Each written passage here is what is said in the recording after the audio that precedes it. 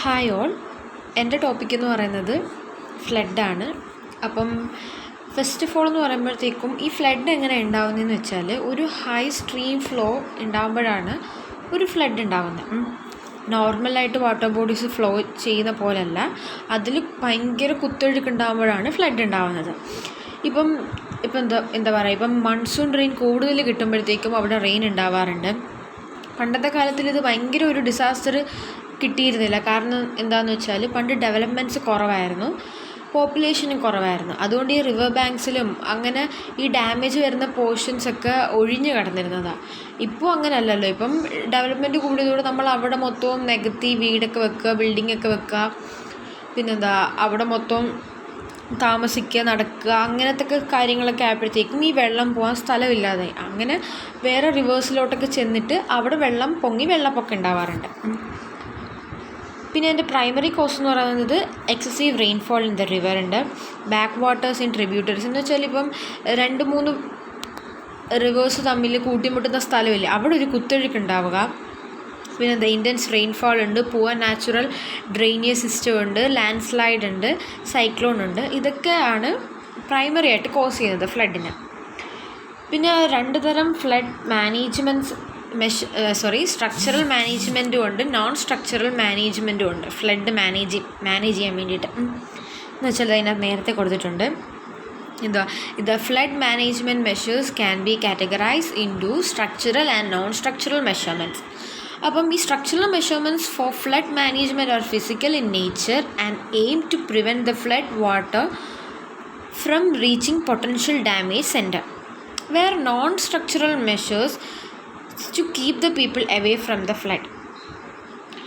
ഈ സ്ട്രക്ചറൽ മെഷർമെൻറ്റ്സിൽ വരുന്നതാണ് എംബാങ്ക്മെൻറ്റ്സ് അല്ലെങ്കിൽ ഫ്ലഡ് വാൾസ്. എന്ന് വെച്ചാൽ സിമ്പിളായിട്ട് പറയുകയാണെങ്കിൽ ഇപ്പോൾ നമ്മൾ തെങ്ങിന് തടം എടുക്കത്തില്ലേ, അപ്പം നമ്മൾ തെങ്ങിന് തടം എടുക്കുന്ന എന്തിനാണ്? ആ കൊടുക്കുന്ന വളം ഒന്നും പുറത്ത് പോയിരിക്കാൻ വേണ്ടി. അതുപോലെ തന്നെ റിവർ പുറത്തു വരാതിരിക്കാൻ വേണ്ടി നമ്മൾ ചില ബീച്ചിലൊക്കെ കുറേ പാറക്കല്ലും കാര്യങ്ങളൊക്കെ ഇങ്ങനെ ഒരു പൊക്കം ഒരു സ്ലോപ്പ് പോലെ ഇങ്ങനെ ഹമ്പ് പോലെ ഇങ്ങനെ കെട്ടി വെക്കാറുണ്ട് വലിയ രീതിക്ക്. അത് എംബാങ്ക്മെൻറ്റ്സ് എന്ന് പറയും. പിന്നെ ഫ്ലഡ് വാൾ എന്ന് പറയുമ്പോഴത്തേക്കും ഏതെങ്കിലും റോഡിലൊക്കെ പോകുമ്പോഴത്തേക്കും ആ ഫിഗറിലുണ്ട്, താഴത്തെ ഫിഗറിൽ കണ്ടോ ഈ ഫ്ലഡ് വാൾ എന്ന് പറയുന്നത്. അതിപ്പോൾ നമുക്ക് ട്രാൻസ്പോർട്ടേഷനൊക്കെ നന്നായിട്ട് നടക്കാൻ പറ്റും ഇങ്ങനൊരു വാൾ നമ്മൾ ക്രിയേറ്റ് ചെയ്തിട്ടുണ്ടെങ്കിൽ. ഈ ഫ്ലഡ് വരുന്നതിനെ കുറച്ചൊക്കെ നമുക്ക് പ്രിവെൻറ്റ് ചെയ്യാൻ പറ്റും. പിന്നെ ഡാം, നമുക്കിപ്പോൾ അറിയാമല്ലോ ഡാമൊക്കെ വെക്കുന്നത് എന്തിനാണ്, റിസർവോയേഴ്സ്, പിന്നെ അത് വാട്ടർ സ്റ്റോറേജ് ബോഡീസൊക്കെ ഉണ്ടാക്കുന്നത് ഈ ഫ്ലഡിന് തോത് കുറയ്ക്കാൻ വേണ്ടിയിട്ടാണ്. ഇപ്പം ഇതിനകത്ത് കൊടുക്കുന്നുണ്ട് നാച്ചുറൽ ഡിറ്റൻഷൻ ബേസിൻസ് എന്ന് പറഞ്ഞാൽ ചെളിക്കുഴികൾ, അങ്ങനെ എന്തെങ്കിലും ചെറിയ പോൺസ്, വെള്ളം സംഭരണിക്കാൻ പറ്റുന്ന എന്തെങ്കിലും ഒരു സാധനങ്ങളൊക്കെ ഉണ്ടാക്കുക നാച്ചുറലായിട്ട്. അതാണ് നാച്ചുറൽ ഡിറ്റൻഷൻ ബേസിൻസ് എന്ന് പറയുന്നത്. പിന്നെ ഈ നാച്ചുറൽ ഡിറ്റൻഷൻ ബേസിൻസ് എന്ന് പറയുന്നത് ആ ചില ഏരിയയിൽ നമുക്ക് ഡാം കൺസ്ട്രക്ട് ചെയ്യാൻ പറ്റത്തില്ല. അതുമല്ലാതെ ചില ഏരിയയിൽ നമുക്ക് ചില ഏരിയയിൽ നമുക്ക് ഡാം കൺസ്ട്രക്ട് ചെയ്യാൻ പറ്റത്തില്ല, കുറേ എമൗണ്ട് ഓഫ് മണിയുടെ ആവശ്യമുണ്ട്. അപ്പം ആ പൈസയൊക്കെ ഇതായി വരുമ്പോഴത്തേക്ക് നമ്മൾ നാച്ചുറലി ഇത് മെയ്ഡ് ചെയ്യുന്നത്. പിന്നെ ഡാംസും റിസർവോയേഴ്സും അല്ലാത്ത സ്ഥലങ്ങളിൽ നമുക്ക് ചെയ്യാൻ പറ്റും.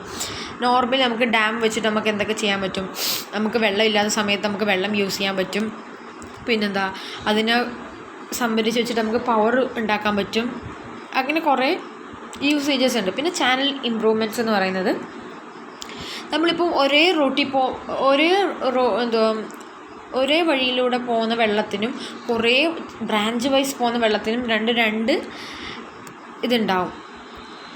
ഫ്ലോ ഭയങ്കര കൂടുതലായിരിക്കും ഒറ്റ ഇതിൽ കൂടെ പോകുന്നതിന്. കുറേ ചാനൽ വഴി കൊടുക്കുമ്പോഴത്തേക്കും അതിൻ്റെ ഫ്ലോ നന്നായിട്ട് കുറയും. അത് കുറയ്ക്കാൻ വേണ്ടിയാണ് ചാനൽ ഇമ്പ്രൂവ്മെൻറ്റ്സ് യൂസ് ചെയ്തിരിക്കുന്നത്.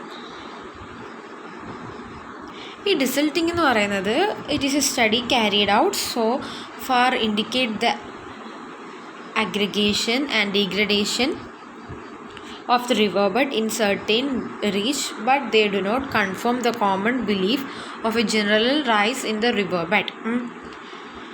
പിന്നെന്താ ഡ്രെയിനേജ് ഇമ്പ്രൂവ്മെൻറ്റ് ചെയ്യുക. ഇപ്പം നോർമലായിട്ട് surface area drainage congestions due to the inadequate to the natural or man-made rain-need channel result to the flood in many areas.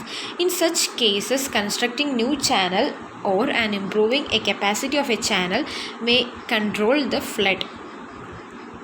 പിന്നെ എന്താ ഉള്ള ഡൈവേർഷൻ ഓഫ് ഫ്ലഡ് വാട്ടർ എന്ന് വെച്ചാൽ diversity all or a part of the discharge into a natural or artificial constructed channel lying within or in some cases outside the flood plans is useful means of lowering water level in the river. Of the water may be taken away from the river without returning in further downstream, or it may be returned to the river some distance downstream or to the lake to the sea.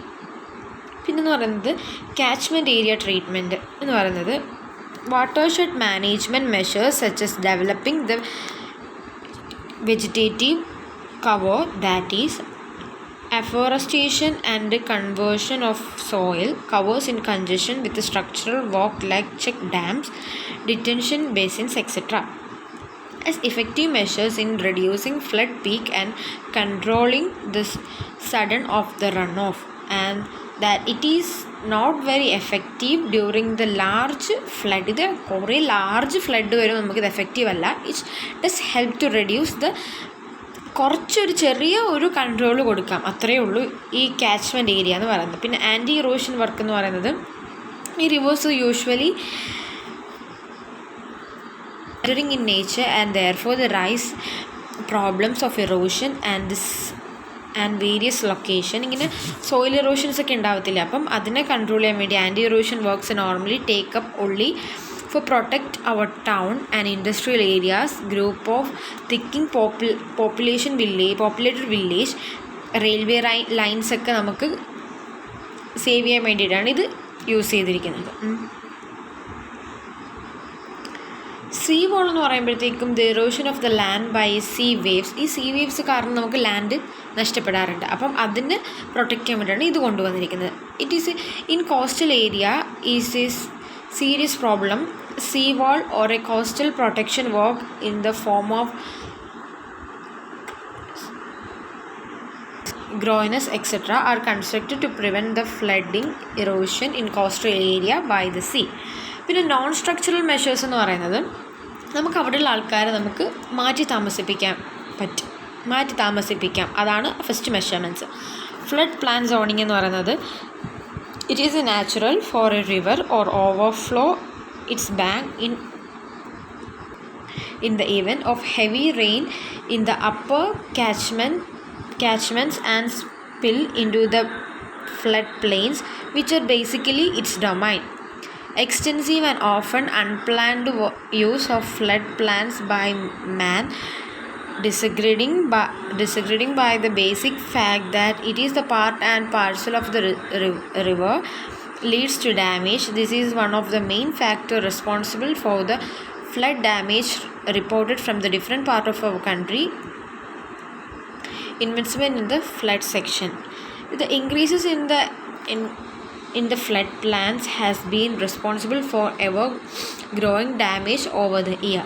The basic concept of the flood plan management is to regulate the land use in flood plans in order to restrict the damage due to the floods while the maximum benefits from them. This is done by determining the location and extent of the area like to be affected by the flood of different magnitude or a frequency, and to develop those areas such as fashion that resulting the damage in minimal.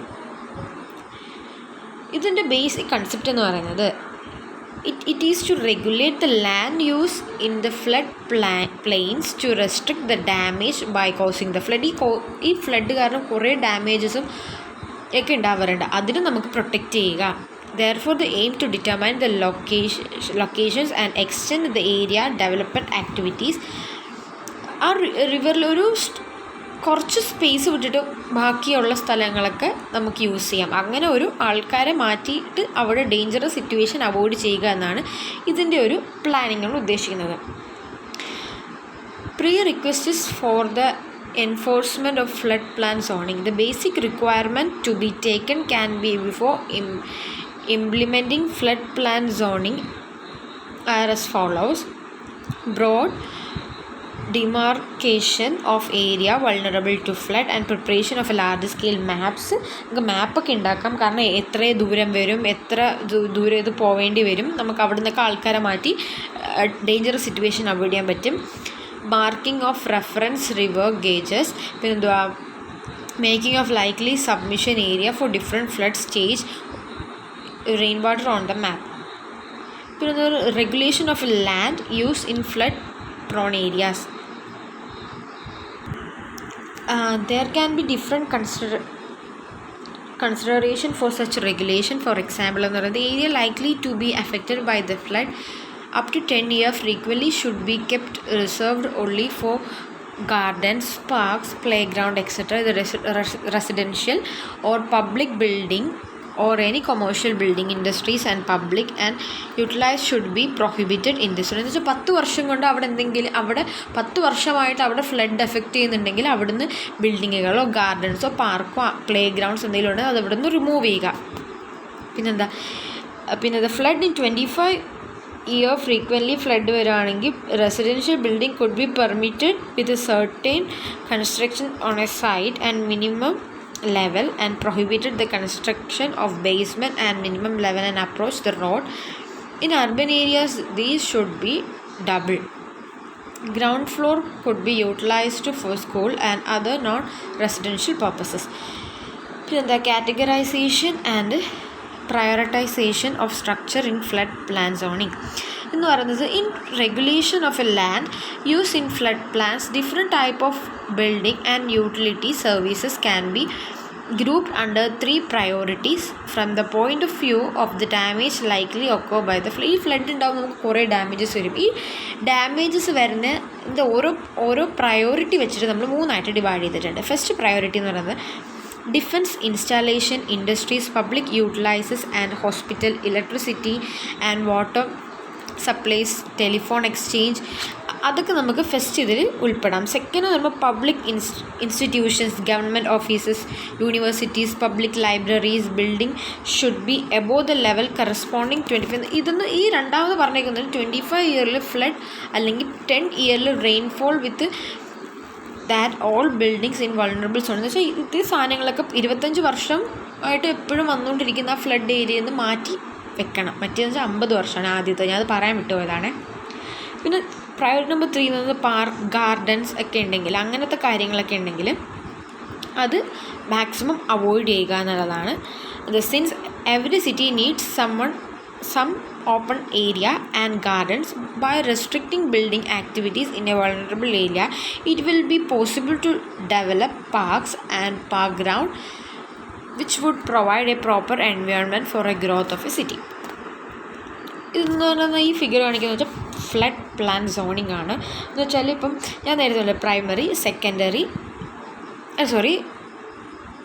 എന്താ പറഞ്ഞാൽ priority number 2, priority number 1 and 3 എന്ന് പറഞ്ഞില്ലേ, അത് വെച്ചിട്ടാണ് കാണിക്കുന്നത്. Priority number 1 എന്താ പറയുക, factories വെക്കാം, പവർ ഹൗസ് വെക്കാം, പിന്നെന്താ സെക്കൻഡിൽ യൂണിവേഴ്സിറ്റീസ് വെക്കാം, തേർഡിൽ നമുക്കെന്താ പാർക്ക് വെക്കാം, സെൻറ്ററിൽ നോർമൽ ചാനലായിരിക്കും. Frequency of flood yellow, orange കാണിക്കുന്നത് വെച്ചാൽ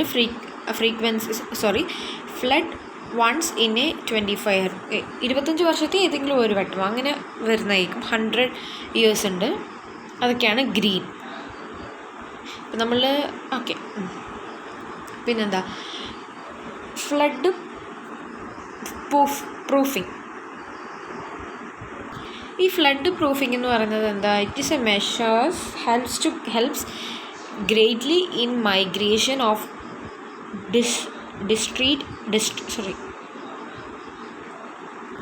and provide immediate relief to population in flood prone areas. It is essential a combination of a structural change and the emergency action, not involve any evacuation. In this case of urban areas, certain measures that should be taken up as soon as flood warning is received, as installation of removal of covers such as steel or aluminum bulkheads or door and windows permanent at the lower level of windows and other opening, keep store counters on a wheels, closing the wheels and the covering machineries and equipments with the plastic sheets etc. പിന്നെന്ന് പറയുന്നത് flood forecasting and warning ആണ്. അതെന്ന് പറയുന്നത് enables us to be when the river is going to use in a floodplains, to what extent and for how long. The forecast of a flood may be for the water level and discharge and the area likely to be submerged at various points and particular station at the specific time. Of all the non-structural measurement for flood arrangements which rely on the modification of the flood damage, the one which is gaining sustained attention to the planner and the acceptance of public is flood forecasting and warning. ഇതെന്ന് പറയുന്നത് വിത്ത് reliable advance informing warning, ഒരു warning കൊടുക്കുക. ഇപ്പം flood വരുന്ന ഏരിയയിലൊക്കെ നമുക്ക് warning കൊടുക്കാൻ പറ്റും. ഇപ്പം people can shift there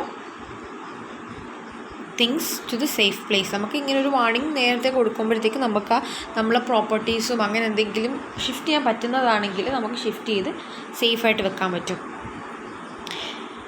methodology എന്ന് പറയുമ്പോഴത്തേക്കും എന്താ പറയുന്നത്, ഫ്ലഡ് ഫോർകാസ്റ്റിംഗ് സർവീസ് ഇൻക്ലൂഡ് ഇത് ഫോളോയിങ് ഫേസ്. എന്നാൽ ഡേറ്റ കളക്ഷൻ ഉണ്ട്, transmission of data for forecasting centre ഉണ്ട്, data processing and formation of forecast ഉണ്ട്. പിന്നെ ഈ ഡേറ്റ കളക്ഷൻ എന്ന് പറയുമ്പോഴത്തേക്ക് real time hydrological data and discharge and methodological data rainfall are basic required for formulation of the flood forecast. The hydrological and hydrometeorological data from over 945 stations in 62 rivers sub-bases in the daily collection, analyze and utilize for the formulation of the flood forecast, while the most of the hydrometeorological data are observed and collected by the Field Formation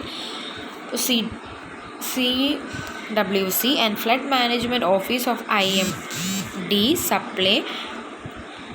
supply the daily rainfall data of their rain gauge station, besides in the situation including the heavy rain warning for the next 24 hours and range the quantitative presentation forecasting. പിന്നെ the transmission of data of the forecast centre എന്ന് പറയുന്നത്, ഈ transmission of data forecast centre എന്ന് പറയുന്നത് എന്ന് വെച്ചാൽ it is the basic form of hydrological and hydrometeorological station of the flood forecast centre is a vital factor in the FF system. എന്ന് വെച്ചാൽ there are over 500 wireless station and CWC all over the country for communication of real-time data related for flood forecast. In addition of wireless communication, telephone and facilities are being utilized. During the flood section, the data is communicated 2 to 3 times in a day.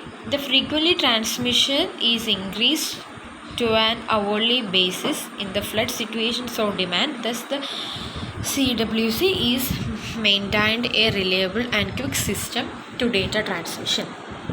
Data processing formulation and of forecast എന്ന് പറയുമ്പോഴത്തേക്കും നമുക്ക് ഇതെന്ന് പറയുന്നത് എന്ന് വെച്ചാൽ ഇത് formulate ചെയ്തിരിക്കുന്നത് at the FF station by predicting river stage. നമുക്ക് പ്രെഡിക്റ്റ് ചെയ്തിട്ട് നമുക്ക് the data is processed, and the inflow forecasts are mainly formulated by using the rainfall and runoff developed for the particular catchment. പിന്നെന്താ ഉള്ളത്, ഇത് warning level is generally 1 m and below the danger level to the site, and although there is non-common format designed for issuing flood forecast by various field divisions. The issues of the forecast: present water level, inflow and anticipated water level, inflow with corresponding data and time are normally included. Dissemination of flood forecast and warning. The final forecast are then communicated to the user agencies such as concerned administrative and engineering authorities, to the state, central government, or including railways, defense and other agencies connected with the flood protection, and DM by special messenger, telegram, wireless telephone, fax, email, etc. Flood forecasts are also passed on the all Indian radio, in Doordarshan and local newspaper, and wide publicity in the affected area. Medical preparedness എന്ന് പറയുന്നത് after effect of the flood requiring medical attention. നമുക്ക് flood വന്നു കഴിഞ്ഞാൽ നമുക്ക് medical attention ആവശ്യമാണ്. Flood is a natural disaster having a high potential to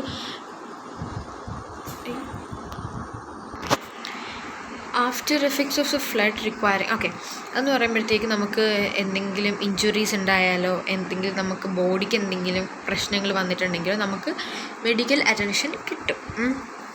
creating awareness കൊടുക്കുക ഇതിനെ പറ്റിയിട്ട്. The state government will take a step to create awareness to the type of illness and other health problems that can result to the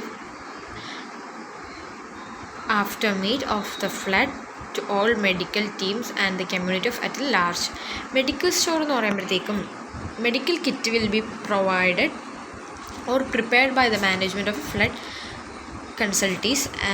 അങ്ങനെ medical kit കൊടുക്കുക. നമുക്ക് എന്തെങ്കിലും കയ്യോ കാലോ എന്തെങ്കിലും ഒരു ചെറിയൊരു മുറിവൊക്കെ പറ്റിയിട്ട് നമുക്ക് തന്നെ ചെയ്യാൻ പറ്റുന്നതായിട്ട് അതോറിറ്റീസ് കൊടുക്കാറുണ്ട്. പിന്നെ അതുള്ള ഇവാക്യുവേഷൻ പ്ലാൻ കൊടുക്കാറുണ്ട്. എന്ന് വെച്ചാൽ എന്താ, trained forest stations of maintaining the vital parameters like pulse, blood pressure, അങ്ങനെ എന്തെങ്കിലും ബ്ലഡ് പ്രഷർ നോക്കാനോ എന്തെങ്കിലും ആംബുലൻസിൻ്റെ ആവശ്യമുണ്ടോ, അങ്ങനെ എന്തെങ്കിലുമൊക്കെ ട്രീറ്റ്മെൻറ്റ് ഉണ്ടെങ്കിൽ അവർ നോക്കുന്നതായിരിക്കും. പിന്നെ ഡിസാസ്റ്റർ മാനേജ്മെൻറ്റ് പ്ലാൻസ് എന്ന് പറയുന്നത് need to prepare by all hospitals, medical facilities, training medical personnel, creating awareness about the managements will be a part of the plan. Flood response എന്ന് പറയുന്നത് റെസ്പോൺസ് സിസ്റ്റം ഉണ്ട്. എന്ന് വെച്ചാൽ management and control of the device. Consequences of the flood will require coordinate and effective response system at all levels, national, state and district, local and community.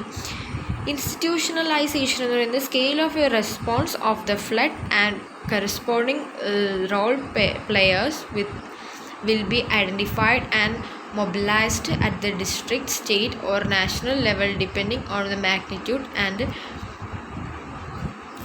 the event. The system will be institutionalized by DMA.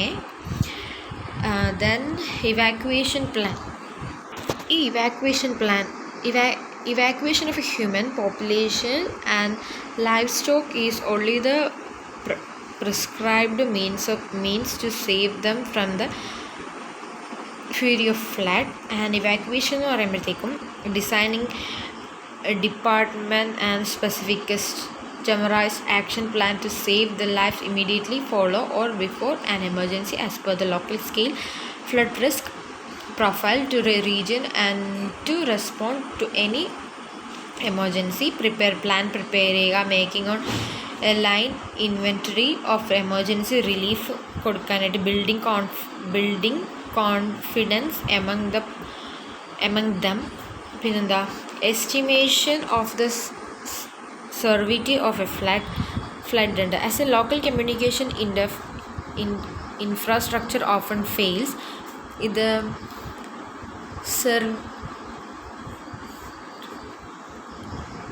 flood should be based on water level and estimate of areas flooded from the satellite imaginaries and field observation data will be used to modify them assessment once available. ഈ flood management plans എന്ന് പറയുന്നത് എന്താ? Flood management plans prepared by the agencies will incorporate detailed guidelines for the implementation of various activities depending upon the magnitude and the flood. പിന്നെ emergency search and rescue. Neighbourhood community എന്ന് പറയുന്നത് local community in the affected neighborhood is always the first responder after a disaster. Experience has shown that 80% of search and rescue is carried out by the local community. പിന്നെ search and rescue team എന്ന് പറയുന്നത് ഈ flood വന്നിട്ട് നമുക്ക് എന്തെങ്കിലും ഡേഞ്ചറോ അങ്ങനെ എന്തെങ്കിലും വന്നിട്ട് ഇതിന് കുറേ ടീമുണ്ട്, റെസ്ക്യൂ ടീംസ് ഉണ്ട് നമ്മൾ സേവ് ചെയ്യാനായിട്ടുള്ളത്. Community level team will develop in each districts with basic training in search and rescue. Training modules will be developed for trainers of community level search and rescue team by NDRF Training Institute. On the ground, besides the NDRF will be also assist the state government or district authorities in training communities. Emergency relief എന്ന് വെച്ചാൽ trained community level team will assist in plan and setting up emergency shelters. നമുക്കിപ്പോൾ വീടൊക്കെ പൊളിഞ്ഞു പോയാലും നമുക്കിപ്പം emergency ആയിട്ടുള്ള shelter സെറ്റാക്കി emergency shelter ഉണ്ടാവും. ഡിസ്ട്രിബ്യൂട്ടിങ് ദ റിലീഫ് നമ്മൾ പറഞ്ഞ നമുക്ക് എന്തെങ്കിലും പ്രളയം ഒക്കെ വരുമ്പോഴത്തേക്കും നമുക്കൊരു ഇതിൽ സ്കൂളോ അല്ലെങ്കിൽ എന്തെങ്കിലും ഒക്കെ ഒരു ഇത് നമുക്ക് എല്ലാവർക്കും കൂടി താമസിക്കാനായിട്ട് പ്രൊവൈഡ് ചെയ്യത്തില്ല. അതാ പറഞ്ഞിരിക്കുന്നത്. Specialised team four response. National disaster response force എന്ന് പറയുന്നത് in terms of DM Act 2005 8 battalions of NDRF are being set up to provide a specialized response of any threatening disaster situation or disaster. Fire and emergency services in urban local bodies. എന്ന് വെച്ചാൽ the fire and the emergency service in the ULBS of various states are being used as an emergency and service. The fire and emergency service in the flood area will be developed adequate capacity to respond to the services flood situations. Police force, police നമ്മൾ help ചെയ്യാറുണ്ട്. പിന്നെന്താ home guards ഉണ്ട്. Civil defence എന്ന് പറയുന്നത് civil defence എന്ന് പറയുന്നത് community has a major role to play both victim and necessarily as a first responder and CD organization into a disaster management can work as a great catalyst for organizing community capacity building. Emergency logistics എന്ന് പറയുമ്പോഴത്തേക്കും എക്വിപ്മെൻ്റ് ഉണ്ട്. എക്വിപ്മെൻ്റ് എന്ന് പറയുന്നത് motor launcher ഉണ്ട്, country boats ഉണ്ട്, inflated rubber boats ഉണ്ട്, life jackets ഉണ്ട്. ഇപ്പം വെള്ളപ്പൊക്കം ഉണ്ടാകുമ്പോഴത്തേക്ക് നമുക്ക് ട്രാവൽ ചെയ്യാനായിട്ട് ഉള്ള സാധനങ്ങളാണ് ഈ പറഞ്ഞിരിക്കുന്നത്. റിലീഫ് ക്യാമ്പ് ഉണ്ടെന്ന് വെച്ചാൽ പണ്ടത്തെ പാർക്കും അങ്ങനെ എന്തെങ്കിലും ഒരു സോഷ്യലായിട്ടുള്ള കുറേ ആൾക്കാർക്ക് താമസിക്കാൻ പറ്റുന്ന സ്ഥലത്തെ നമുക്ക് ക്യാമ്പ് അടിക്കാൻ പറ്റും. നമുക്ക് കുറേ ആൾക്കാർ ഫുഡൊക്കെ തരാനും ഷെൽട്ടർ പ്രൊവൈഡ് ചെയ്യാനും നമുക്ക് മെഡിസിൻ പ്രൊവൈഡ് ചെയ്യാനും എല്ലാം പ്രൊവൈഡ് ചെയ്യാനും നമുക്കൊരു ക്യാമ്പ് ഉണ്ടാവും. പിന്നെ നല്ല എമർജൻസി മെഡിക്കൽ റെസ്പോൺസ്. ഞാൻ നേരത്തെ പറഞ്ഞ പോലെ തന്നെ എമർജൻസി ആയിട്ട് ട്രീറ്റ്മെൻറ്റ് തരാനും അവിടെ ഡോക്ടേഴ്സും എല്ലാം അവൈലബിൾ ആയിരിക്കും. Emergency treatment at the site of the flood ഉണ്ടാവും. പിന്നെന്താ കൊടുത്തിരിക്കുന്നത് medical facilities and medical treatment at hospital ഉണ്ടാവും. ഫെസിലിറ്റീസ് കൊള്ളും ആസ് വെൽ ആസ് മെഡിക്കൽ നമുക്ക് മെഡിക്കൽ പ്ലാൻ തയ്യാറെടുക്കാൻ വേണ്ടിയിട്ട് is required to provide an intensive care to the case from the flood. An emergency medical plan will be immediately on receiving from about the threatened to the flood. പിന്നെന്താ ഈ ഫ്ലഡിൽ കുറച്ച് പേരൊക്കെ മരിച്ചു പോകത്തില്ലേ, അപ്പം അവരുടെ ശരീരം ഡിസ്പോസ് ചെയ്യാൻ വേണ്ടിയിട്ടും ഉണ്ടെന്നാണ് പറയുന്നത്. The state will develop the plans to have sufficient mortuaries to prevent the dead bodies. After proper identification, dead bodies will be immediately disposed to the district authorized authorities to prevent the outbreak of an epidemic and environmental pollution. Public health issues ഉണ്ട്. Flood കഴിഞ്ഞിട്ട് കുറേ health ഇഷ്യൂസൊക്കെ വരാം. കാരണം ഒന്നേന്ന് അവർ ജീവിതം പിന്നെയും തുടങ്ങത്തില്ലേ. കാരണം അവർ വീടും എല്ലാ സ്ഥലവും പോയില്ല, അത്ര നാളത്തുള്ള എല്ലാം പോകുമ്പോൾ പിന്നെ അവർ ഒന്നേയും തുടങ്ങാനായിട്ട് ഹെൽപ്പ് ചെയ്യുന്നുണ്ട് authorities. Safe and sufficient drinking water will be ensure. കാരണം വാട്ടർ കൊടുക്കുന്നുണ്ട്. Protecting and accessing water source from the contamination, adding the chlorine tablet in water for residual disinfection, effective and proper waste disposal provide ചെയ്യും. Physical aspects ഉണ്ട്. A large number of victims will suffer from the physiological effects in the aftermath of the flood. The impacts of the flood will be manifest as a psychological reaction in the form of a post. Then documentation of medical response and documentation of a medical response provided after a flood will be done by medical administrator. This document will be used as a feedback of future improve the response of a strategies. ഈ ഇത്രയും പോർഷനിൽ വരുന്നതെന്ന് പറഞ്ഞാൽ ഇത് write a short note on flood forecasting. What are the mitigations measures for flood disaster, അങ്ങനെയൊക്കെ ചോദിക്കാം. 8 മാർക്കിനും 5 മാർക്കിനും ചോദിക്കാം. ഒന്നെങ്കിൽ ഈ മൊഡ്യൂളിൽ നിന്ന് 2 ക്വസ്റ്റ്യനും ടൈഡിൽ നിന്ന് ഒറ്റ ക്വസ്റ്റ്യനും, അല്ലെങ്കിൽ ടൈഡിൽ നിന്ന് 2 ക്വസ്റ്റ്യൻ ഈ മൊഡ്യൂളിൽ നിന്ന് ഒറ്റ ക്വസ്റ്റ്യൻ. അങ്ങനെയാണ് ക്വസ്റ്റ്യൻ പാറ്റേൺ വരുന്നത്. എല്ലാ 5 മാർക്കിനും 8 മാർക്കിനും ചോദിക്കാറുണ്ട്. Thank you.